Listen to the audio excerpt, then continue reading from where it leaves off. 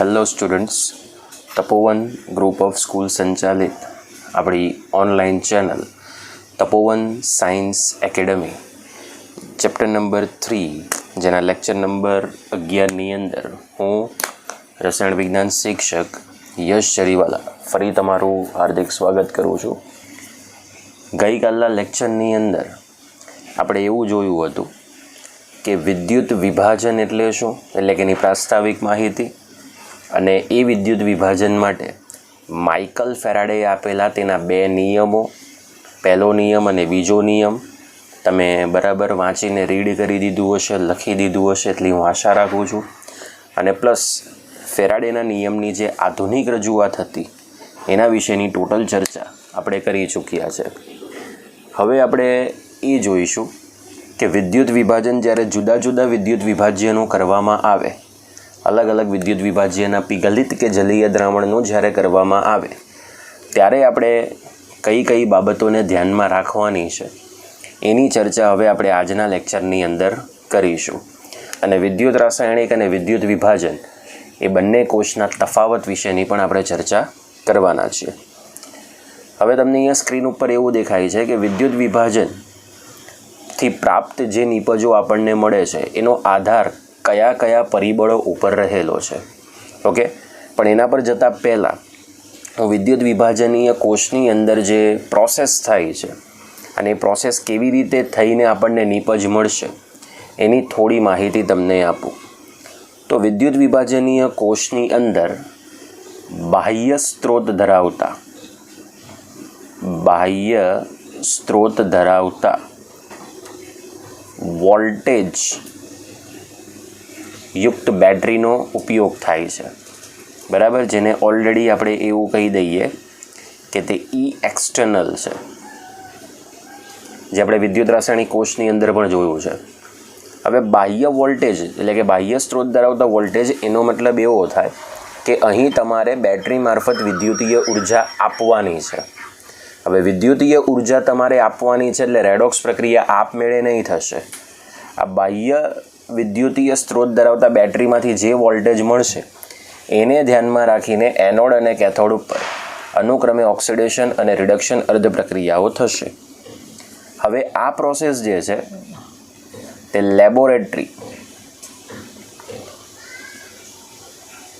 Laboratory અને industrial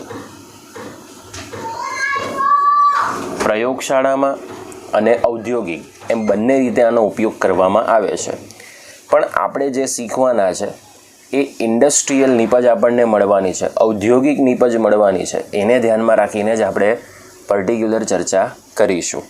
okay, હવે આવા વિદ્યુત વિભાજનનો ઉપયોગ ક્યારે થાય એ પણ શીખવું જરૂરી છે. તો આવા વિદ્યુત વિભાજનનો ઉપયોગ ત્યારે થાય કે જ્યારે યોગ્ય રિડક્શન કરતા પદાર્થ ન મળતો હોય. પોઈન્ટ ટુ બી નોટેડ. જ્યારે આપણને યોગ્ય રિડક્શન કરતા પદાર્થ ન મળતો હોય ત્યારે આપણે આ ઔદ્યોગિક વિદ્યુત વિભાજન ઉપર આપણે ઓલરેડી ધ્યાન ગ્રહણ કરવું પડે છે. છઠ્ઠા ચેપ્ટરની અંદર તમે જે શીખી ગયા એની અંદર ઓલરેડી એલિંગહામ આકૃતિ ઉપરથી યોગ્ય રિડક્શન કરતા પદાર્થ તમે મેળવતા હતા. ક્લિયર છે ને? હવે એલિંગહામ શું કરતા હતા આકૃતિમાં કે એલિંગહામની મુદ્દાવાળી થિયરીમાં એવું તમને નોટ કરાવવામાં આવ્યું હતું કે જો તમારી પાસે અમુક ટેમ્પરેચરથી નીચે જો કોઈ ગ્રાફ જતો હોય કે ઉપર ગ્રાફ જતો હોય એ પ્રમાણે તમારે યોગ્ય રિડક્શન કરતા પદાર્થ વાપરવાનો હતો. પણ અહીંયા કોઈ ગ્રાફની માહિતી નથી, મતલબ કે જ્યારે સરળતાથી કોઈ રિડક્શન કરતા પદાર્થ ન વપરાતો હોય અને એને આધારે આપણે કોઈ પણ ક્ષારના આયનનું રિડક્શન ન કરી શકતા હોય ત્યારે આપણે આવા વિદ્યુત વિભાજનનો ઉપયોગ કરવો પડે છે. તો આવા વિદ્યુત વિભાજન દરમિયાન જે આપણને નિપજો મળશે તો એનો આધાર કયા કયા પરિબળો ઉપર છે એ પરિબળોની હવે આપણે માહિતી મેળવીએ. બરાબર, તો તમને અહીંયા જે પહેલું પરિબળ દેખાય છે, પહેલું પરિબળ છે વિદ્યુત વિભાજ્યની પ્રકૃતિ, અને પ્રકૃતિને આપણે અહીંયા બીજું નામ આપી શકીએ છીએ કે સ્વભાવ. બરાબર, તો જુદા જુદા વિદ્યુત વિભાજ્ય લો તો તેમાંથી મળતી નિપજો પણ જુદી જુદી હોય છે. હવે આવું કેમ? તો જુદા જુદા વિદ્યુત વિભાજ્ય દ્વારા આપણને જુદી જુદી જે નિપજો મળે છે એનું રીઝન ફક્ત તમને એ જ જોવા મળશે કે દરેકનો રિડક્શન પોટેન્શિયલ જુદો જુદો છે, દરેકનો ઓક્સિડેશન પોટેન્શિયલ જુદો જુદો છે, બરાબર. તો એ પ્રમાણે ઓલરેડી આપણે આને કન્સિડરિંગ કરી શકીએ. ત્યારબાદ બીજું પરિબળ જે છે એ છે વિદ્યુત ધ્રુવોની પ્રકૃતિ ઉપર. હવે વિદ્યુત ધ્રુવ આપણી પાસે ટોટલ અહીંયા 3 પ્રકારના આવશે. પહેલું ધાતુના સક્રિય વિદ્યુત ધ્રુવ, નિષ્ક્રિય વિદ્યુત ધ્રુવ અને વાયુ વિદ્યુત ધ્રુવ. હવે પ્લેટિનમ અને ગોલ્ડ એ નિષ્ક્રિય વિદ્યુત ધ્રુવ છે જેમનું સ્વયં ઓક્સિડેશન કે રિડક્શન શક્ય બનતું નથી. આ પહેલાં વસ્તુ ક્લિયર રાખજો, બરાબર. એટલે કે તેઓ રાસાયણિક પ્રક્રિયામાં ભાગ લેતા નથી, પરંતુ તેઓ માત્ર ઇલેક્ટ્રોનના સ્ત્રોત કે અપવાહિકા એટલે કે સિંક તરીકે કાર્ય કરતા હોય, બરાબર. તો આપણી પાસે નિષ્ક્રિય વિદ્યુત ધ્રુવમાં પ્લેટિનમ અથવા ગોલ્ડ એટલે કે ઓરમ આ ધાતુને કન્સિડર કરવાની છે. આ જે ધાતુઓ છે જેને ઉમદી ધાતુઓ કહેવાય, ઉમદી ધાતુ એટલે આપણે એને નિષ્ક્રિય ધાતુ કહીએ છીએ કે જેઓ સ્વયં ઓક્સિડેશન કે રિડક્શન પામશે નહીં. એટલે જેવું ઘણી વખત એવું પણ થાય કે પ્લેટિનમ અને ગોલ્ડ જેવી જે ધાતુઓ છે એ વિદ્યુત વિભાજન દરમિયાન પાત્રના તળિયે પણ બેસી જશે. અને ઘણી વખત આ ધાતુઓનો રોલ એવો હોય કે તે ઇલેક્ટ્રોનના સ્ત્રોત ઉત્પન્ન કરવા માટે, ઇલેક્ટ્રોનનો સ્ત્રોત મેળવવા માટે ક્યાં તો પછી અપવાહિકા એટલે કે સિંક એટલે કે ડૂબી જશે, કોઈ એક જગ્યાએ તમને પાત્રના તળિયે ભેગા થઈ જશે એટલે એને અપવાહિકા તરીકે જોવા મળશે. પછી ત્રીજો જે પરિબળ છે કે વિદ્યુત વિભાજનીય કોષમાં હાજર ઓક્સિડેશન કરતા અને રિડક્શન કરતા સ્પીસીઝની સાંદ્રતા ઉપર. જૂના સિલેબસની અંદર આ જે પરિબળ હતું એને આવી રીતે લખવામાં આવેલું હતું કે વિદ્યુત વિભાજ્ય દ્રાવણની સાંદ્રતા ઉપર. હવે વિદ્યુત વિભાજ્ય દ્રાવણ તમે લો તો એમાં ઓક્સિડેશન કરતા અને રિડક્શન કરતા પદાર્થો હાજર હશે જ ને, તો એ સ્પીસીઝની સાંદ્રતા. હવે આ પરિબળ જે છે એ ખૂબ અગત્યનો છે. કેમ? કારણ કે તમે આની અંદર પિગલિત દ્રાવણ લો છો કે જલીય દ્રાવણ લો છો એ ખૂબ ઇમ્પોર્ટન્ટ છે, પસંદગી ખૂબ ઇમ્પોર્ટન્ટ છે. પણ જલીય દ્રાવણની અંદર વળી પાછા 2 ભાગ કે તમે એ દ્રાવણ સાંદ્ર લો છો કે મંદ લો છો. સાંદ્ર દ્રાવણ લો તો આયનોની ગતિ ઓછી હોય પણ આયનો ઉત્પન્ન થવાની ક્ષમતા વધારે હોય. મંદ દ્રાવણ લો તો આયનોની સંખ્યા ઓછી હોય પણ આયનોની મુવમેન્ટ થવાની પરિસ્થિતિ કેવી હોય? વધારે હોય. ઓકે. ચોથું પરિબળ છે પ્રમાણિત વિદ્યુત ધ્રુવ પોટેન્શિયલ ઉપર, બરાબર. હવે પ્રમાણિત વિદ્યુત ધ્રુવ પોટેન્શિયલ એટલે કે E0 સેલ ઉપર. હવે આ કેમ ડિપેન્ડન્ટ છે? તો કેટલાક પ્રક્રમો શક્ય હોવા છતાં નીચા વોલ્ટેજે ધીમા થતા નથી. આ વાત ખાસ ધ્યાનમાં રાખજો. કેટલાક પ્રક્રમો તો એવા હોય છે, કેટલીક વિદ્યુત વિભાજન પ્રક્રિયાઓ એવી હોય છે કે નીચા વોલ્ટેજે ધીમી પણ થતી નથી અને વધુ પોટેન્શિયલ લગાડવાથી તે પ્રક્રમો મુશ્કેલ બની જાય છે. એનો મતલબ કે પ્રક્રમ શક્ય બને છે પણ વોલ્ટેજ તમે ઓછો રાખો તો પણ એ પ્રક્રિયા ફાસ્ટની ફાસ્ટ જ થાય, ધીમી થતી નથી, બરાબર. અને જો વધુ પોટેન્શિયલ તમે લગાવી દો બહારથી તો પછી એ પ્રક્રમો મુશ્કેલ બને છે. તો આવી પરિસ્થિતિની અંદર ઘણી બધી મર્યાદાઓ છે અને એ બધી જ મર્યાદાઓને ધ્યાનમાં રાખીને આપણે ઓલરેડી આ વિદ્યુત વિભાજનની માહિતી શીખવાની છે. ઓકે. તો ચાલો અહીંયા આપણી પાસે વિદ્યુત ધ્રુવની જો માહિતી તમે લો કે કેવી કેવી રીતે વિદ્યુત ધ્રુવો વાપરી શકાય તો આપણે એનો ફક્ત એક ચાર્ટ લઈએ, બરાબર. માની લો કે તમારી પાસે અલગ અલગ વિદ્યુત ધ્રુવો છે, બરાબર. હવે એ જે વિદ્યુત ધ્રુવોની વાત કરીએ, ક્યાં તો એ વિદ્યુત ધ્રુવ નિષ્ક્રિય હોય, બરાબર, ક્યાં તો એ વિદ્યુત ધ્રુવ સક્રિય હોય. બેમાંથી એક જ પરિસ્થિતિ આવે, ક્યાં તો નિષ્ક્રિય હોય અથવા તો સક્રિય હોય, બરાબર. હવે સક્રિયમાં તો ધાતુના સક્રિય વિદ્યુત ધ્રુવ લેવાય ને, જેની અંદર કોપર, ઝિંક, એલ્યુમિનિયમ, ક્રોમિયમ વગેરે વગેરે જેવી ધાતુઓ આપણે લઈ શકીએ, બરાબર. હવે નિષ્ક્રિયની અંદર આપણે 2 પ્રકારના, બરાબર, 2 પ્રકારની માહિતીઓ મેળવી શકીએ, જેની અંદર પહેલું લઈ શકીએ ધાતુ પણ લઈ શકીએ અને અધાતુ પણ લઈ શકીએ. પણ આ નિષ્ક્રિય વિદ્યુત ધ્રુવની અંદર જે ધાતુ છે એ ધાતુ તરીકે આપણે પ્લેટિનમ, ગોલ્ડ, બરાબર, એ બધી ઉમદી ધાતુઓ લઈ શકીએ. અને અધાતુ તરીકે આપણે માત્ર એક જ લઈ શકીએ છીએ, અને એ છે કાર્બનનું સ્ફટિકમય સ્વરૂપ, જેને આપણે ગ્રેફાઇટ તરીકે ઓળખીએ છીએ. તો પોઈન્ટ ક્લિયર થઈ ગયો.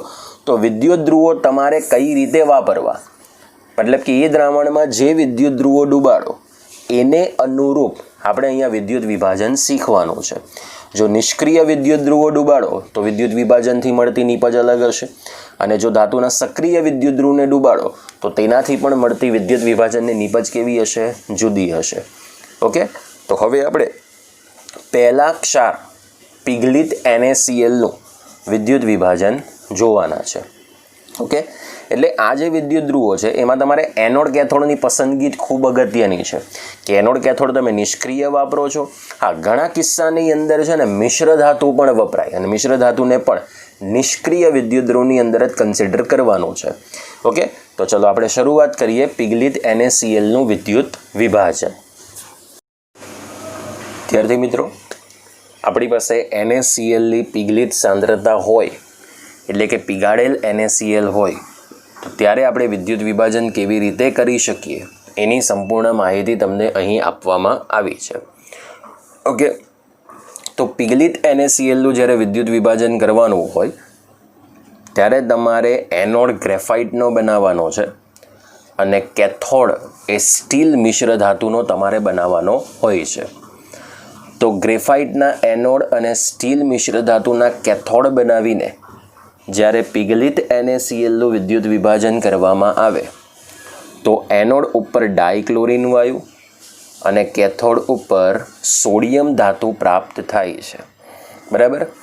હવે જનરલી પ્રક્રિયાની વાત કરીએ તો કોઈ પણ ક્ષાર હોય તો સૌપ્રથમ તમારે એનું આયોનાઇઝેશન કરવું, આયનીકરણ કરવું. તો અહીં આપણી પાસે પિગલિત NaCl, પિગલિત સોડિયમ ક્લોરાઇડ, એટલે સાઇન કઈ આવે? NaCl liquid gives Na plus liquid plus Cl minus liquid. આમ આ રીતે બે આયનો છૂટા પડશે. Na plus liquid plus Cl minus liquid, આમ બે આયનો છૂટા પડે છે. હવે જો તમે સ્ટીલ મિશ્ર ધાતુનો કેથોડ બનાવો તો Na plus liquidનું રિડક્શન થાય કેથોડ ઉપર, અને Cl માઇનસનું ઓક્સિડેશન થાય. હંમેશા ધ્યાન રાખજો, જ્યારે પણ આયોનાઇઝેશન કરો ત્યારે હંમેશા ધન આયનનું રિડક્શન જ થશે, ઋણ આયનનું ઓક્સિડેશન જ થશે. ઓકે, હવે સ્ટીલના કેથોડ ઉપર reaction Na plus liquid plus electron minus gives Na solid. Okay, જેને આપણે રિડક્શન અર્ધ પ્રક્રિયા કહીએ છીએ. ગ્રેફાઇટના એનોડ ઉપર ઓક્સિડેશન પ્રક્રિયા થશે, તો Cl minus liquid gives 1/2 Cl2 gaseous plus electron minus, જેને આપણે OHR ઓક્સિડેશન અર્ધ પ્રક્રિયા કહીએ. હવે શું થશે? આ એક સરખા મોલ ઇલેક્ટ્રોન શું થશે? કેન્સલ આઉટ થઈ જશે. એટલે કુલ પ્રક્રિયા શું? Na plus liquid plus Cl minus liquid gives sodium solid plus 1/2 Cl2 gaseous. હવે આપણે એને ફેરાડેની સાથે સાંકળવું હોય તો એવું કહી શકાય કે પિગલિત NaClમાંથી 1 ફેરાડે વીજ જથ્થો પાસ કરીએ, કારણ કે અહીંયા બંને જગ્યાએ 1 મોલ ઇલેક્ટ્રોનનો ફેરફાર છે, એટલે 1 મોલ ઇલેક્ટ્રોન એટલે આપણે એને 1 ફેરાડે કહી શકીએ. તો 1 ફેરાડે વીજ જથ્થો ઉપયોગ કરવામાં આવે તો કેથોડ ઉપર 1 મોલ સોડિયમ ધાતુ અને એનોડ ઉપર અડધો મોલ 1/2 મોલ ડાયક્લોરિન વાયુ પ્રાપ્ત થાય છે. ઓકે, હવે જો આપણે એને એના દળના સ્વરૂપમાં નક્કી કરવું હોય તો 23 ગ્રામ સોડિયમ ધાતુ, પણ 1 Clનું દળ 35.5, તો 2 Clનું કેટલું? 71/2. ઓકે, એટલે 35.5 ગ્રામ ડાયક્લોરિન વાયુ મળે છે. ઓકે, તો આ રીતે તમને બોર્ડની અંદર પ્રશ્ન પૂછી શકાય. હવે જ્યારે આપણે NaClની જલીય સાંદ્રતા લઈએ છીએ તો જલીય સાંદ્રતા દ્વારા આપણે કેવી રીતે વિદ્યુત વિભાજન કરી શકીએ, તો હવે માહિતી આપણે એ રીતે મેળવીશું. ઓકે, તો ચાલો હવે આપણે એની માહિતી મેળવીએ. આનો સ્ક્રીનશોટ પાડવો હોય તો પાડી શકો છો. ઓકે વિદ્યાર્થી મિત્રો, હવે આપણી પાસે જે વિદ્યુત વિભાજન તમને સ્ક્રીન ઉપર અહીંયા સંપૂર્ણ દેખાય છે, that's be must necessary, most important છે. બરાબર. અને આના જેવા બીજા કેટલાક વિદ્યુત વિભાજ્યનું પણ વિદ્યુત વિભાજન આ જ રીતે કરી શકાય. અહીં NaCl તમને માત્ર એક ઉદાહરણ આપ્યું છે, પણ એ જ ઉદાહરણના વિદ્યુત વિભાજનને ધ્યાનમાં રાખી અલગ અલગ વિદ્યુત વિભાજનનું એટલે અલગ અલગ વિદ્યુત વિભાજ્યના દ્રાવણનું તમે વિદ્યુત વિભાજન દર્શાવી શકો. ઓકે, તો આપણી પાસે વિદ્યાર્થી મિત્રો છે NaClના જલીય દ્રાવણનું વિદ્યુત વિભાજન. હવે અહીં જલીય દ્રાવણ બે રીતની સાંદ્રતામાં આવી શકે, એક સાંદ્ર અને એક મંદ. પણ અહીં આપણે અભ્યાસક્રમની અંદર જે નવા સિલેબસમાં આપ્યું છે એ માત્ર સાંદ્ર દ્રાવણનું જ વિદ્યુત વિભાજન લીધું છે. મતલબ NaClનું સાંદ્ર જલીય દ્રાવણ હોય તો આપણે એનું વિદ્યુત વિભાજન કેવી રીતે કરી શકીએ. પણ પહેલી જે તમને આ મુદ્દાવાળી લાઈન લખી છે એની અંદર સાંદ્ર હોય કે મંદ હોય એ બંને જલીય દ્રાવણની અંદર તમે ગ્રેફાઇટના વિદ્યુત ધ્રુવો વડે જ મતલબ એનોડ પણ ગ્રેફાઇટનો બનાવવાનો, કેથોડ પણ ગ્રેફાઇટનો બનાવવાનો અને એના દ્વારા જો તમે બેટરી મારફત જોડી વિદ્યુત વિભાજન કરો તો એનોડ ઉપર ક્યાં તો Cl2 વાયુ અથવા O2 વાયુ મળશે અને કેથોડ ઉપર ક્યાં તો H2 વાયુ અથવા H2 વાયુ પ્લસ NaOH એમ બંને પરિસ્થિતિ ઉત્પન્ન થશે. જો તમે NaClનું માત્ર મંદ જલીય દ્રાવણનો ઉપયોગ કરો, માત્ર મંદ જલીય દ્રાવણનો, તો એનોડ ઉપર O2 વાયુ અને કેથોડ ઉપર H2 વાયુ જ પ્રાપ્ત થશે. મતલબ કે સંપૂર્ણ પ્રક્રિયામાં ફક્ત પાણીનું જ વિદ્યુત વિભાજન થશે. ઓકે, અને જો તમે NaClના સાંદ્ર જલીય દ્રાવણનું વિદ્યુત વિભાજન કરશો તો એનોડ ઉપર Cl2 વાયુ અને કેથોડ ઉપર H2 વાયુ પ્લસ દ્રાવણની અંદર NaOH સોડિયમ હાઇડ્રોક્સાઇડ ઉત્પન્ન થશે. પોઈન્ટ ટુ બી નોટેડ. ફરી રિપીટ કરું છું, NaClનું મધજલીય દ્રાવણ લો તો એનોડ ઉપર O2 વાયુ અને કેથોડ ઉપર H2 વાયુ પ્રાપ્ત થશે. પણ જો તમે NaClનું સાંદ્ર જલીય દ્રાવણ લો તો એનોડ ઉપર Cl2 વાયુ અને કેથોડ ઉપર H2 વાયુ પ્લસ દ્રાવણની અંદર સોડિયમ હાઇડ્રોક્સાઇડ ઉત્પન્ન થશે. હવે કન્ડિશન એ થાય છે કે તમે NaClનું આયોનાઇઝેશન કરો તો Na પ્લસ અને Cl માઇનસ આયનોની સાથે સાથે H પ્લસ અને OH માઇનસ આયનો પણ હોય છે. કેમ? કારણ કે જે રીતે તમે NaClનું જલીય દ્રાવણ લીધું છે ને તો Na પ્લસ અને Cl માઇનસની સાથે પાણીના અણુ જોડાય છે, દ્રાવકના અણુ જોડાય છે, બરાબર? એટલે NaClનું આયોનાઇઝેશન થાય તો પાણીમાં રહેલા આયનો પણ આયોનાઇઝ થશે. તો એમાં કોણ આવે? H પ્લસ અને OH માઇનસ, જે દ્રાવકના અણુ H2Oની સાથે હાજર હોય છે. ઓકે, એટલે Na પ્લસ Cl માઇનસ આયનોની સાથે સાથે H પ્લસ અને OH માઇનસ આયનો પણ પાણીના અણુ સાથે હાજર હશે. હવે આપણને જે નવા સિલેબસની અંદર આપવામાં આવ્યું છે એ NaClના સાંદ્ર જલીય દ્રાવણનું વિદ્યુત વિભાજન આપવામાં આવ્યું છે. તો NaClના સાંદ્ર જલીય દ્રાવણનું વિદ્યુત વિભાજનની અંદર આપણે કેથોડ અને એનોડ પર કઈ પ્રક્રિયાને વધારે મહત્ત્વ આપીશું એને ધ્યાનમાં રાખીને આપણે આ રિએક્શન શીખવાની છે. તો પહેલાં આપણે લઈએ કે કેથોડ ધ્રુવ ઉપર કઈ પ્રક્રિયાને મહત્ત્વ આપીએ. તો ડેફિનેટલી કેથોડ ઉપર ધન આયનનું જ રિડક્શન થાય. તો અહીં આપણે જુઓ બે ધન આયન લઈ લીધા છે, એક Na પ્લસ એક્વિયસ. આની અગાઉ આપણે લિક્વિડ લખ્યું હતું. વાય? કારણ કે ત્યાં પિઘલિત NaCl હતો.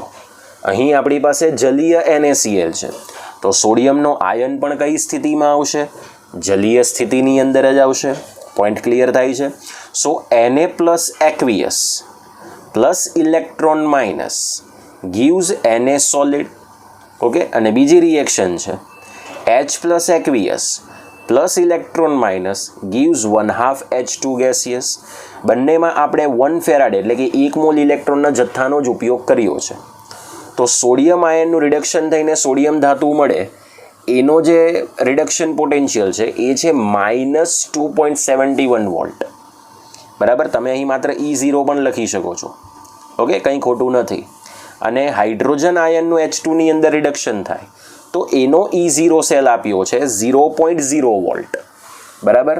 હવે કેથોડ પર તમારે એ પ્રક્રિયાને મહત્ત્વ આપવાનું છે કે જેનો E0 મહત્તમ મૂલ્ય ધરાવતી હોય.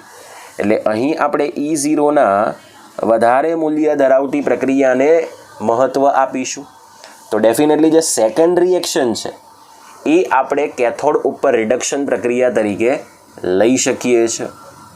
પોઈન્ટ ક્લિયર થઈ ગયો. આનો મતલબ એવો થાય કે Na+નું રિડક્શન H+ આયનની તુલનામાં તમને મુશ્કેલ છે એવું જોવા મળે છે. પણ આ NaClની અંદર H2O પણ છે. તો H2Oના વિયોજનથી પણ H+ એક્વિયસ આયન મળશે. તો H2O લિક્વિડનું વિયોજન કરો તો H+ aqueous plus OH- aqueous, બોલો 2 આયનો છૂટા પડી ગયા. હવે તમે આ બંને પ્રક્રિયાનો સરવાળો કરશો કેથોડ ઉપર, આ બંને પ્રક્રિયાનો સરવાળો, તો H+, બોલો રિમૂવ થઈ જશે. આ જ બે પ્રક્રિયા, સેકન્ડ પ્રક્રિયા અને આ તમને H2Oના વિયોજનની પ્રક્રિયા. જો આ બે પ્રક્રિયાનો સરવાળો કરશો તો કેથોડ ઉપર H2O liquid plus electron minus, બોલો ડાબી તરફ રહેશે. gives 1/2 mol H2 gaseous plus OH- aqueous તમને નિપજ તરીકે મળશે. ઓકે, તો કેથોડ ઉપર આ રિએક્શન થશે. હવે આપણે એનોડ ધ્રુવ ઉપર લઈએ તો એનોડ ધ્રુવ ઉપર ઋણ આયનનું જ શું થશે? ઓક્સિડેશન થશે. પણ અહીંયા એક ઋણાયન તો તમને ખબર છે, Cl- aqueous gives 1/2 mol Cl2 gaseous plus electron minus. હવે એનો જે પોટેન્શિયલ છે એ છે 1.36 વોલ્ટ અને બીજું છે પાણીનું ઓક્સિડેશન થશે. કારણ કે અહીંયા તમે OH- નું ઓક્સિડેશન નહીં કરાવી શકો, તમે અહીંયા પાણીનું ઓક્સિડેશન કરશો એટલે 2 moles of H2O liquid gives 1/2 mol O2 gaseous plus 4H+ aqueous plus 4 electron minus. Okay, અને એનો પોટેન્શિયલ છે 1.23 વોલ્ટ. જેવી રીતે કેથોડ ઉપર આ બેમાંથી વધારે પોટેન્શિયલવાળી રિએક્શનને મહત્ત્વ આપ્યું, એ જ રીતે એનોડ ઉપર ઓછો પોટેન્શિયલ ધરાવતી ઓક્સિડેશન અર્ધ પ્રક્રિયાને મહત્ત્વ આપવાનું છે. તો બોલો ઓછો પોટેન્શિયલ આનો છે H2Oના ઓક્સિડેશનનો. એટલે એનોડ ઉપર E0નું નીચું મૂલ્ય ધરાવતી પ્રક્રિયાને મહત્ત્વ આપવાનું. પણ ઘણીવાર એવું થાય છે કે તમે ઓછો પોટેન્શિયલ ભલે રાખો તો ઓછા પોટેન્શિયલથી પ્રક્રિયા તો ધીમી થતી નથી, બરાબર. એટલે ઓછો પોટેન્શિયલને કારણે પણ ડાયઓક્સિજન વાયુનું જે છે પોટેન્શિયલ એ ઓવર પોટેન્શિયલ થાય છે. મતલબ કે પ્રક્રિયા ઝડપી જ થયા કરે છે, પરિણામે H2Oના ઓક્સિડેશનને બદલે Cl- નું શું થાય છે? ઓક્સિડેશન. ખરેખર મહત્ત્વ તો આપણે આ સેકન્ડ રિએક્શનને જ આપવું જોઈએ કે જે એનોડ ઉપર ઓછું પોટેન્શિયલ મૂલ્ય ધરાવે છે. પરંતુ અહીં O2નો વિભવ એટલો બધો વધી જાય છે, પ્રક્રિયા એટલી બધી ઝડપી થઈ જાય છે કે કંટ્રોલેબલ નથી થતી, બરાબર. કારણ કે સાંદ્ર જલીય દ્રાવણ છે એટલે H2Oના ઓક્સિડેશનને બદલે Cl- નું ઓક્સિડેશન આપણે એનોડ ઉપર કરીએ છીએ. તો હવે આપણે NaClના સાંદ્ર જલીય દ્રાવણનું જે વિદ્યુત વિભાજન છે એની હવે આપણે સંપૂર્ણ પ્રક્રિયા લઈશું કે કેવી રીતે આપણે આ સંપૂર્ણ પ્રક્રિયા વિદ્યુત વિભાજનમાં દર્શાવી શકીએ. આટલા ભાગનો તમારે સ્ક્રીનશોટ પાડવો હોય તો પાડી શકો છો. હવે આપણે NaClના સાંદ્ર જલીય દ્રાવણ જે છે એ NaClનું સાંદ્ર જલીય દ્રાવણની આપણે કુલ પ્રક્રિયા વિશેની ચર્ચા કરવાની છે. ઓકે, સો NaCl aqueous એની અંદર તમે પાણી એડ કરો એટલે NaClનો જથ્થો વધારે હશે અને પાણીનો જથ્થો ઓછો હશે, બરાબર. તો Na+ aqueous plus Cl- aqueous આ બંનેની સાંદ્રતા વધારે હશે, બરાબર. કેમ? કારણ કે સાંદ્ર જલીય દ્રાવણ આપણને આપવામાં આવ્યા છે. તો હવે કેથોડ અને એનોડ ઉપર કઈ અર્ધ પ્રક્રિયાઓ શક્ય બનશે એની માહિતી મેળવીએ. તો H2O liquid plus electron minus gives 1/2 H2 gaseous plus OH- aqueous આ ઉત્પન્ન થયેલી રિએક્શન આપણે જોઈ ગયા. એનોડ ઉપર એ જ પ્રમાણે Cl- નું 1/2 Cl2 પ્લસ ઇલેક્ટ્રોન દ્વારા ઓક્સિડેશન થશે. હવે એકંદર પ્રક્રિયાની અંદર ખાસ ધ્યાનમાં રાખજો, ખરેખર અહીંયા Cl- aqueous લખવું જોઈએ પણ અહીં NaCl aqueous એટલા માટે લખ્યું છે કારણ કે સાંદ્ર જલીય દ્રાવણ છે. એટલે સાંદ્ર જલીય દ્રાવણની અંદર બે સાંદ્ર આયનો ઉત્પન્ન થશે, એક Na+ aqueous અને એક Cl- aqueous. તો તમે Cl- aqueousનું તો 1/2 mol Cl2ની અંદર ઓક્સિડેશન કરી દીધું, પણ Na+ aqueousનું જે રિડક્શન છે તે H2Oની તુલનામાં મુશ્કેલ છે. પરિણામે એવું થાય છે કે Na પ્લસની જગ્યાએ H2Oનું રિડક્શન થઈ અને દ્રાવણમાં 1/2 મોલ H2 અને OH માઇનસ ઉત્પન્ન થશે. હવે દ્રાવણની અંદર રહેલા જે Na પ્લસ આયનો છે એ OH માઇનસની સાથે જોડાઈ જશે અને દ્રાવણની અંદર તમને NaOH આપશે. પણ પ્રશ્ન એ થાય કે આ સોડિયમ હાઇડ્રોક્સાઇડનું જે દ્રાવણ છે એ કયા ધ્રુવ તરફ મળશે? તો જ્યાં OH માઇનસ હશે ને ત્યાં એસિડો જોડાઈ જશે. એટલે જ અહીંયા લખ્યું છે કે એનોડ ઉપર ડાયક્લોરિન વાયુ અને કેથોડ ઉપર H2 વાયુ પ્લસ NaOH સોડિયમ હાઇડ્રોક્સાઇડ ઉત્પન્ન થાય.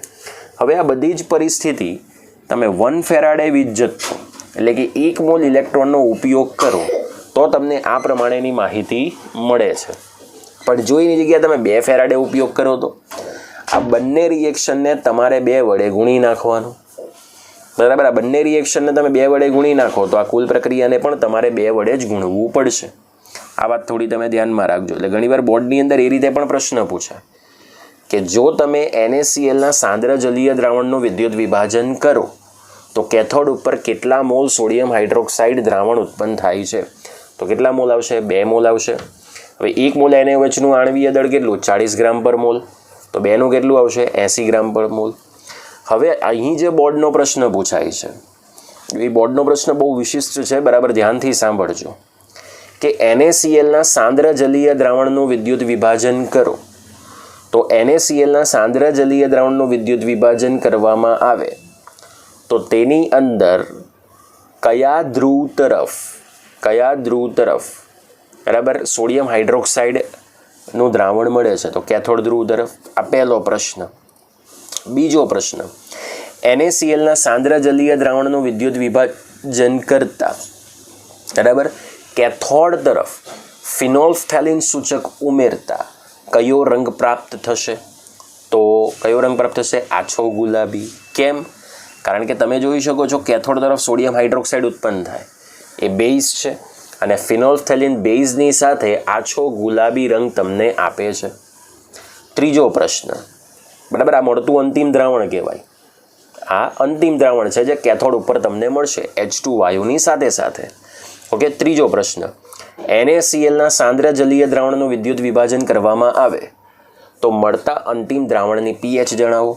બેઝ છે તો pH ઇઝ ગ્રેટર દેન 7 અને બેઝ હોય તો POH is less than 7. Point clear થઈ ગયો?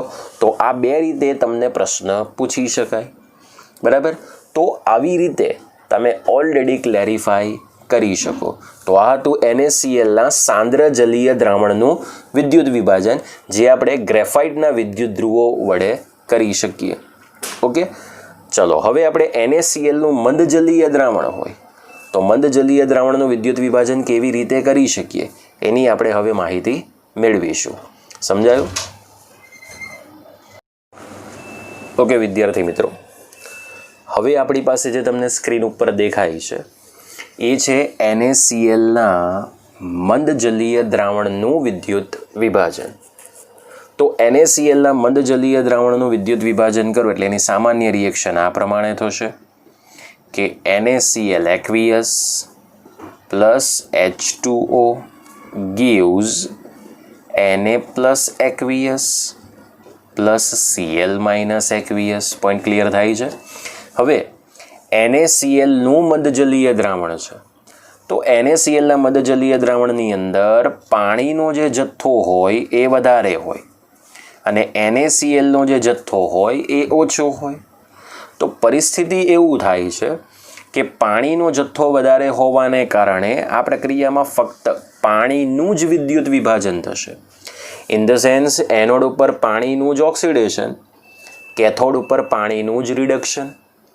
પણ પાણીનું વિદ્યુત વિભાજન થાય એટલે NaClના મદજલીય દ્રાવણનું વિદ્યુત વિભાજન જો ગ્રેફાઇટના વિદ્યુત ધ્રુવો વડે કરવામાં આવે તો સંપૂર્ણ પ્રક્રિયામાં ફક્ત પાણી જ વિદ્યુત વિભાજિત થશે. પરિણામે એનોડ ઉપર O2 વાયુ અને કેથોડ ઉપર H2 વાયુ પ્રાપ્ત થાય છે. હવે એના માટેની પહેલાં 2 અર્ધ પ્રક્રિયા લઈએ. તો કેથોડ ઉપર H2O 2 ઇલેક્ટ્રોનનો સ્વીકાર કરે એના માટે 2 મોલ H2Oનો તમારે ઉપયોગ કરવાનો. તો 2 mall H2O liquid plus 2 mole electron gives 1 mall H2 gaseous plus 2OH minus આ રિડક્શન અર્ધ પ્રક્રિયા થશે. હવે એનોડ ઉપર 1 મોલ H2Oનું ઓક્સિડેશન થશે એટલે 1/2 mall O2 gaseous plus 2H plus aqueous plus 2 electron minus ઉત્પન્ન થશે. કેથોડ ઉપર જેટલા મોલ ઇલેક્ટ્રોનનો સ્વીકાર કર્યો એનોડ ઉપર એટલા જ મોલ ઇલેક્ટ્રોન મુક્ત થશે. એને આપણે OHR ઓક્સિડેશન અર્ધ પ્રક્રિયા કહીએ. હવે આપણને ખબર છે કે મંદ જલીય દ્રાવણની અંદર પાણીનો જથ્થો વધારે છે એટલે પાણીની અંદર જે વાસ્તવિક આયનો છે H પ્લસ અને OH માઇનસ એ બંને પણ કોષની અંદર પ્રક્રિયા કરશે. એટલે 2H plus aqueous plus 2OH minus આ બે પણ પ્રક્રિયા કરી 2 મોલ H2O લિક્વિડ બનાવશે. આની અગાઉના વિદ્યુત વિભાજનની અંદર કેમ આપણે આવું ન દર્શાવ્યું? તો એનું રીઝન એવું હતું કે ત્યાં H2Oનો જથ્થો ઓછો હતો પણ NaClનો જથ્થો વધારે હતો. તો એવા કેસમાં H2Oના H પ્લસ અને OH માઇનસ વચ્ચે પ્રક્રિયા ન થઈ.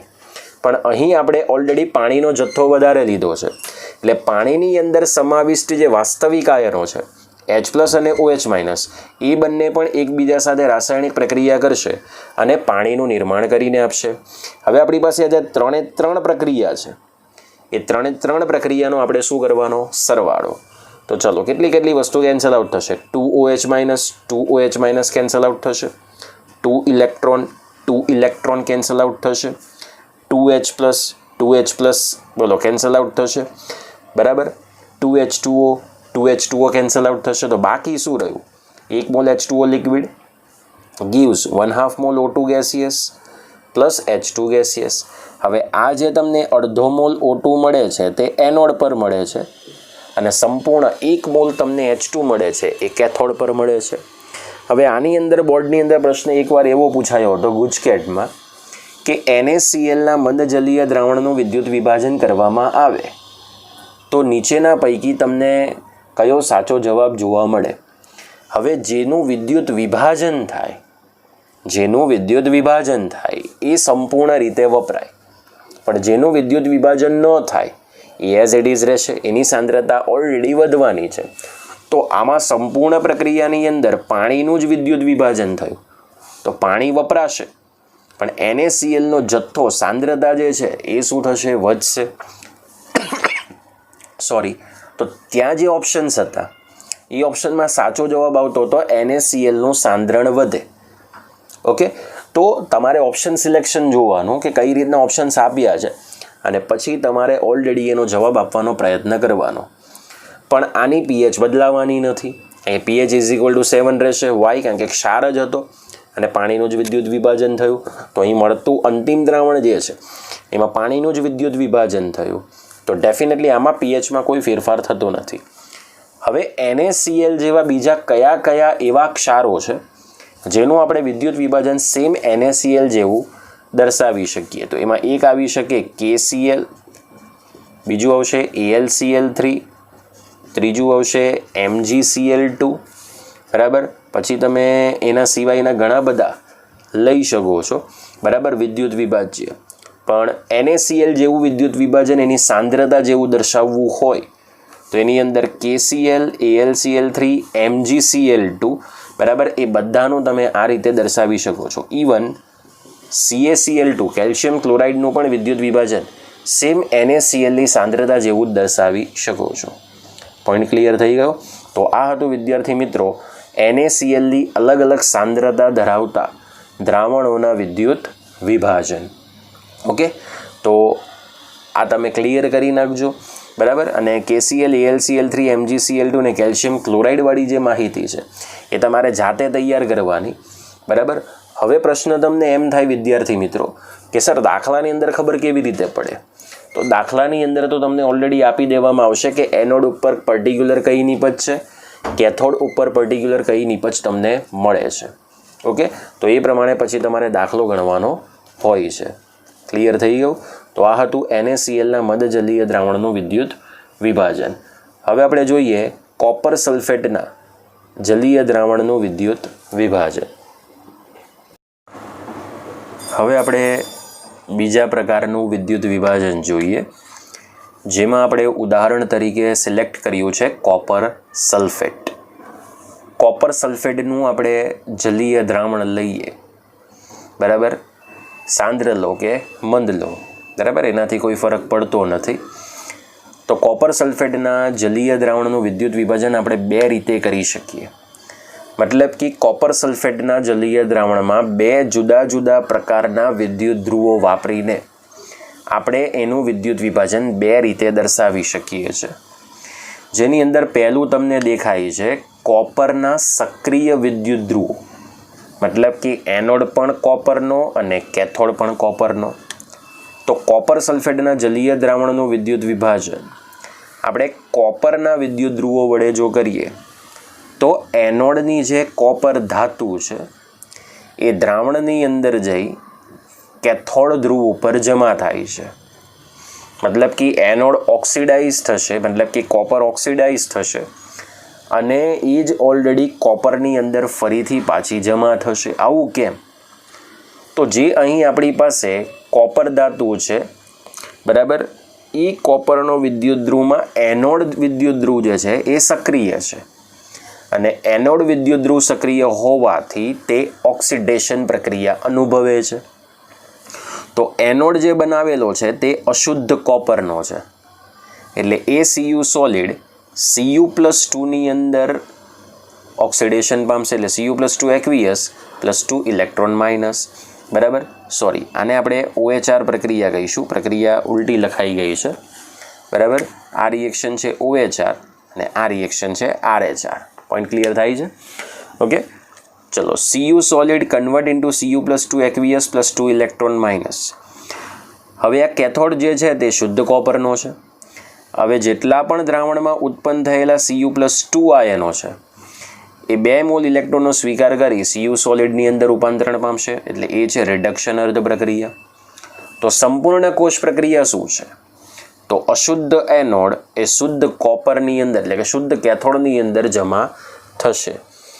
હવે કન્ડિશન એવી થાય છે કે જેમ જેમ સમય જતો જશે, જેમ જેમ પ્રક્રિયા સમય વધતો જશે, તેમ આ જે એનોડ કોપરનો બનાવેલો છે અશુદ્ધ, ધીમે ધીમે એનું વજન ઘટતું જશે. કારણ કે આ કોપર ઓક્સિડેશન પામે છે, એટલે ધીમે ધીમે આ કોપરનું વજન શું થતું જશે? ઘટતું જશે. ઓકે, અને કોપરના એનોડ સક્રિય વિદ્યુત ધ્રુવ હોવાથી તે ઓક્સિડેશન પામી દ્રાવણમાં બને તેટલા શું ઉત્પન્ન કરશે? Cu+2 આયનો.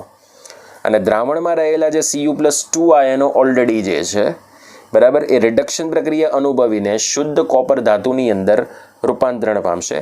તેથી આ જે કેથોડ છે એનું વજન વધતું જશે.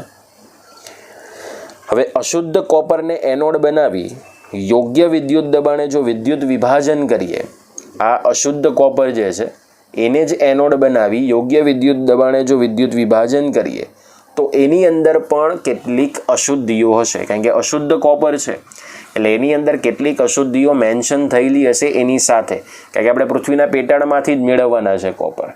ઓકે, તો એ અશુદ્ધિઓ ઓક્સિડેશન અનુભવતી નથી અને ઓક્સિડેશન ન અનુભવવાને કારણે તે આ જે અશુદ્ધ કોપર છે એના તળિયે ભેગી થાય છે અને આ રીતે ભેગી થયેલી જે અશુદ્ધિઓ છે તે ઉમદી ધાતુઓ હોય છે અને એનોડના તળિયે ભેગી થયેલી હોવાને કારણે તેને એનોડ પંક તરીકે ઓળખવામાં આવે છે. કયા નામથી ઓળખવામાં આવે? Anode punk. અને આ એનોડ પંક તરીકે ઓરમ, પ્લેટિનમ જેવી ઉમદી ધાતુઓ હોય છે જે ઓક્સિડેશન પામતી નથી પણ એનોડના તળિયે ભેગી થાય છે, બરાબર. આથી તેને એનોડ પંક તરીકે ઓળખવામાં આવે છે. આવું વિદ્યુત વિભાજન વિદ્યાર્થી મિત્રો ફક્ત ત્યારે જ થઈ શકે જ્યારે તમે કોપર સલ્ફેટના જલીય દ્રાવણનું વિદ્યુત વિભાજન એ કોપરના સક્રિય વિદ્યુત ધ્રુવો વાપરીને કરો તો. પણ જો કોપર સલ્ફેટના જલીય દ્રાવણનું વિદ્યુત વિભાજન પ્લેટિનમ કે ગ્રેફાઇટના વિદ્યુત ધ્રુવો વાપરીને કરો તો તમને વિદ્યુત વિભાજન આ રીતે મળતું નથી. તો એ વિદ્યુત વિભાજન હવે કયા પ્રકારનું છે એ આપણે ઓલરેડી જોઈએ. હવે જો તમે AgNO3 લો, સિલ્વર નાઇટ્રેટ, તો સિલ્વર નાઇટ્રેટના જલીય દ્રાવણનું વિદ્યુત વિભાજન જો તમે Agના સક્રિય વિદ્યુત ધ્રુવો વડે કરો તો સેમ તમને આ જ પ્રમાણેની પ્રક્રિયા મળે કે એનોડની સિલ્વર ધાતુ દ્રાવણમાં જઈ કેથોડ પર જમા થાય છે, એટલે અશુદ્ધ સિલ્વર એ શુદ્ધ સિલ્વરની અંદર કન્વર્ટ થાય છે. બસ આ સેમ વસ્તુ સિલ્વર નાઇટ્રેટના દ્રાવણ માટે આપણે ઉપયોગ કરી શકીએ. પ્રશ્ન એમ થાય કે Ag2SO4 સર કેમ ઉપયોગ ન કરી શકીએ? તો Ag2SO4 એ અલ્પદ્રાવ્ય ક્ષાર થઈ જાય અને અલ્પદ્રાવ્ય ક્ષાર હોવાને કારણે દ્રાવણનું વિદ્યુત વિભાજન થઈ શકતું નથી, કારણ કે એની અંદર ઘન પદાર્થનો જથ્થો વધી જાય, બરાબર. એટલે આયનો છૂટા પડી શકે નહીં. તો હવે આપણે આ કોપર સલ્ફેટના જલીય દ્રાવણનું વિદ્યુત વિભાજન પ્લેટિનમ કે ગ્રેફાઇટ એમ નિષ્ક્રિય વિદ્યુત ધ્રુવો વડે કરવામાં આવે તો કેવી રીતે વિદ્યુત વિભાજન મળે છે એની આપણે હવે માહિતી મેળવીશું. હવે આપણે કોપર સલ્ફેટના જલીય દ્રાવણનું વિદ્યુત વિભાજન એ આપણે સેકન્ડ કન્ડિશન પ્લેટિનમ કે ગ્રેફાઇટના વિદ્યુત ધ્રુવો વડે કરીએ તો કેથોડ ઉપર કોપર ધાતુ અને એનોડ ઉપર ડાયઓક્સિજન વાયુની પ્રાપ્તિ થાય છે. મતલબ કે એક ધ્રુવ ઉપર તમને કોપર ધાતુ જમા થયેલી જોવા મળશે, બરાબર. તો ચલો, કેથોડ ઉપર કોપર ધાતુ મળે છે એટલે દ્રાવણમાં રહેલા જે Cu+2 આયનો છે એ 2 મોલ ઇલેક્ટ્રોનનો સ્વીકાર કરી કોપર ધાતુની અંદર રિડક્શન પામશે. હવે કન્ડિશન એ છે કે એનોડ ઉપર H2O ઓક્સિડેશન થાય છે. તો આવું કેમ? તો SO4-2 જેનું ઓક્સિડેશન H2Oની તુલનામાં મુશ્કેલ છે, બરાબર. એટલે H2Oનું ઓક્સિડેશન એ SO4ની જગ્યાએ થશે. એટલે H2Oનું ઓક્સિડેશન થઈ ડાયઓક્સિજન વાયુ plus H+ ion plus 2 mole electron ઉત્પન્ન થશે. હવે તમે જુઓ છો કે દ્રાવણની અંદર પહેલાં જે ધન આયન હતા એ કોણ છે? Cu+2. અને જ્યારે અંતિમ ધન આયન ઉત્પન્ન થાય છે એ કોણ છે? H+ ion. તો આવું એટલા માટે શક્ય બને છે કે દ્રાવણની અંદર રહેલા Cu+2 આયન ઓલરેડી રિડક્શન પામીને એનો જથ્થો ઓછો થશે, એટલે કે વપરાશે. એટલે દ્રાવણમાં Cu+2નો જથ્થો દૂર થવાને કારણે તેનું સ્થાન કોણ લે છે? H+ ion. હવે આ જે H+ આયન છે એ દ્રાવણની અંદર રહેલો જે SO4-2 આયન છે એની સાથે જોડાઈને દ્રાવણમાં અંતિમ પદાર્થ તરીકે H2SO4 ઉત્પન્ન કરશે, જેને આપણે સલ્ફ્યુરિક એસિડ તરીકે ઓળખીએ છીએ. હવે આ H2SO4 ઉત્પન્ન થવાને કારણે જો કોપર સલ્ફેટના જલીય દ્રાવણનું વિદ્યુત વિભાજન પ્લેટિનમ કે ગ્રેફાઇટ આ બેમાંથી કોઈ પણ એક વિદ્યુત ધ્રુવો વાપરીને કરવામાં આવે તો મળતું અંતિમ દ્રાવણ એ એસિડિક પ્રકૃતિ ધરાવે છે. એટલે મળતા અંતિમ દ્રાવણની pH કેટલી હશે? <7. અને મળતા અંતિમ દ્રાવણની pOH કેવી હશે? <7. હવે આ સલ્ફ્યુરિક એસિડ ઉત્પન્ન થવાને કારણે જો દ્રાવણની અંદર તમે ફિનોલ્ફથેલિન સૂચક નાખો તો દ્રાવણ રંગવિહીન રહેશે. કેવું રહેશે? રંગવિહીન, બરાબર. તો આ વસ્તુ તમારે ખાસ સમજવાની જરૂર છે કે આવી રીતના પ્રશ્નો તમને પૂછી શકાય. હવે H2SO4 જે દ્રાવણ છે એ કયા ધ્રુવ ઉપર મળશે? તો જ્યાં H+ આયન છે ત્યાં જ મળવાના. તો એનોડ ધ્રુવ ઉપર સલ્ફ્યુરિક એસિડનું દ્રાવણ તમને જોવા મળશે. ઓકે, તો આ પરિસ્થિતિ છે કે કોપર સલ્ફેટનું દ્રાવણ જ્યારે તમે પ્લેટિનમ કે ગ્રેફાઇટના વિદ્યુત ધ્રુવો વાપરીને કરશો તો તમને આ પ્રમાણેની પરિસ્થિતિ જોવા મળશે. હવે સેમ આવું AgNO3 માટે તમે લઈ શકો છો સિલ્વર નાઇટ્રેટ માટે, કે સિલ્વર નાઇટ્રેટના જલીય દ્રાવણનું વિદ્યુત વિભાજન પ્લેટિનમ અથવા ગ્રેફાઇટના વિદ્યુત ધ્રુવો વાપરીને કરો તો કેથોડ ઉપર સિલ્વર ધાતુ અને એનોડ ઉપર ડાયઓક્સિજન વાયુ પ્રાપ્ત થાય છે. દ્રાવણની અંદર ડેફિનેટલી દ્રાવણ કયું ઉત્પન્ન થશે? અંતિમ દ્રાવણ સલ્ફ્યુરિક એસિડ, જેને આપણે H2SO4 તરીકે ઓળખીએ છીએ. હવે અહીં કોઈ અશુદ્ધિ ઉત્પન્ન થવાની નથી, કારણ કે ઓલરેડી તમે Cu+2 ને Cuમાં રિડ્યુસ્ડ કરો છો, એટલે અહીં કોઈ પણ અશુદ્ધિ મુક્ત થવાના કોઈ ચાન્સ નથી. એટલે આ વિદ્યુત વિભાજનની અંદર આપણે આ પ્રમાણેનું સાદું વિદ્યુત વિભાજન દર્શાવી શકીએ, જે ખૂબ અગત્યનું છે. ઓકે, હવે આપણે કેટલીક એવી માહિતી જોઈએ કે જે વિદ્યુત વિભાજન માટે ખૂબ જરૂરી છે અને એને તમારે નોટબુકની અંદર મેન્શન કરવાનું છે, કારણ કે એ બહુ વિકલ્પના પ્રશ્નો હશે કે જ્યારે દાખલા હશે એ તમને સમજવા માટે ખૂબ અગત્યના છે. હવે આ લેક્ચરનો છેલ્લો ટોપિક જે તમારે નોટબુકની અંદર નોટ ડાઉન કરવાનો છે એ છે કેટલાક મોસ્ટ આઈએમપી મુદ્દાઓ. મોસ્ટ આઈએમપી મુદ્દાની અંદર સૌથી પહેલો જે મુદ્દો છે કે જ્યારે આપણી પાસે કોઈ પણ વિદ્યુત વિભાજ્ય માટે મંદજલીય દ્રાવણ હોય તો મંદજલીય દ્રાવણમાં ધન આયન અને ઋણ આયનનું રિડક્શન અને ઓક્સિડેશન એ શક્ય નથી. એટલે કે જો આપણી પાસે મંદજલીય દ્રાવણ હોય તો એમાં ધન આયન અને ઋણ આયનનું રિડક્શન કે ઓક્સિડેશન શક્ય બનતું નથી. બરાબર. જો આપણી પાસે સાંદ્ર જલીય દ્રાવણ હોય તો સાંદ્ર જલીય દ્રાવણની અંદર ધન આયન તરીકે Li+, Na+, K+, Ca+2, Mg+2, Al+3 એના રિડક્શનની સરખામણીમાં H2Oનું રિડક્શન સરળતાથી શક્ય બને છે. અપવાદ તરીકે આપણે Cu+2, Ag+, Au+3 એમનું રિડક્શન બને છે, પણ આટલા ધન આયનનું રિડક્શન જો સાંદ્ર જલીય દ્રાવણ હોય તો શક્ય બનતું નથી. એની જગ્યાએ H2Oનું રિડક્શન સરળતાથી થાય છે. હવે જો આપણી પાસે સાંદ્ર જલીય દ્રાવણ હોય તો ઋણ આયન NO3-1 અને SO4-2ના ઓક્સિડેશનની સરખામણીમાં H2Oનું ઓક્સિડેશન સરળતાથી શક્ય બને છે. આ વાત તમારે થોડી ધ્યાનમાં રાખવી. બરાબર. તો આ કેટલાક યાદ રાખવાના મુદ્દા હતા જે તમારે ઓલરેડી બરાબર ધ્યાન રાખવાના છે. હવે અહીંયા જે તમને સેકન્ડમાં જે ધન આયન દેખાય છે સેમ એ જ વાત તમને અહીં જોવા મળે છે. બરાબર. કે જો આવા ધન આયનો મંદજલીય દ્રાવણમાં હોય તો ધન આયનનું રિડક્શન શક્ય નથી, ઋણ આયનનું ઓક્સિડેશન શક્ય નથી. હવે જે મેં તફાવતની વાત કરી હતી વિદ્યુત રાસાયણિક કોષ અને વિદ્યુત વિભાજન કોષ, જે આપણે આવતીકાલના એટલે કે નેક્સ્ટ લેક્ચરની અંદર જોઈશું. બરાબર. અને પ્લસ એના જે કેટલાક દાખલાઓ છે ફેરાડેના નિયમો પર આધારિત એની પણ આપણે ચર્ચા કરીશું. જય હિન્દ, જય ભારત.